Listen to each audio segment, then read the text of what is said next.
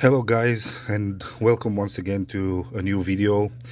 In today's video I want to show you how I mainly test if my diesel particulate filter has problem.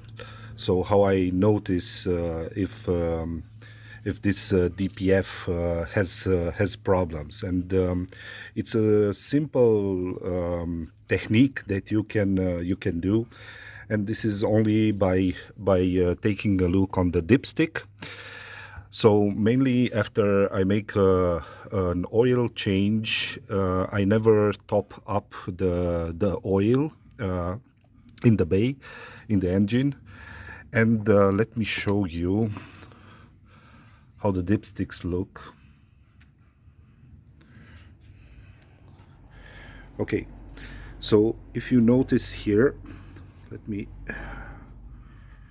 put it the other way around. So you see down it's empty and up it's full. On the dotted space is the safe area, and mainly if you top it up, you have to top it until to full.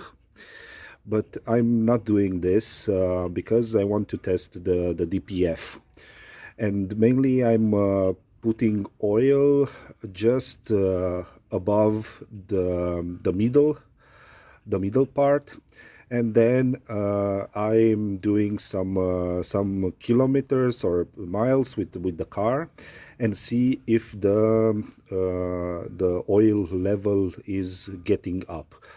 If you have oil, if it's getting the level it's going up, then it's an indication that you have a problem with your diesel particulate filter.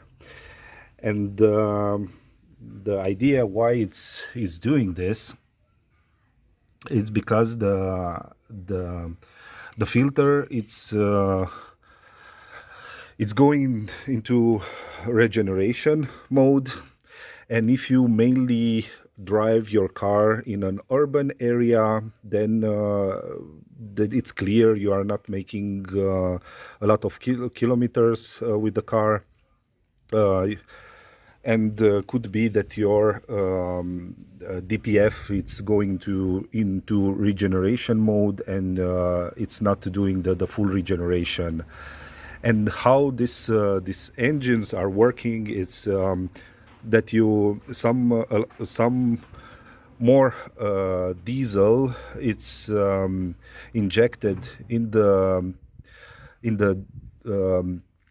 engine for the regeneration to be done. And if you are not doing the regeneration until the end, then all that diesel additional diesel will go into the engine, into the oil bay, and this is not good. So this car has already 120,000 kilometers or 70k miles, and to be honest, at this age, I'm expecting problems. If you have a new car, then I don't think it's a big deal for you, so no problems.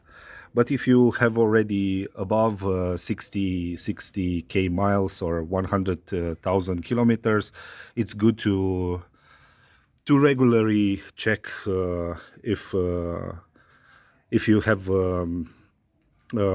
diesel into your oil bay. So I hope this short video explained some things for you.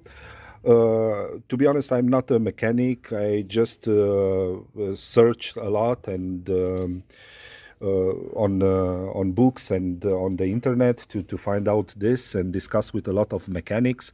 So don't hate on me if you don't agree. Actually, if you don't agree or agree, please let me know in the comment section below. I would be gladly to discuss this topic.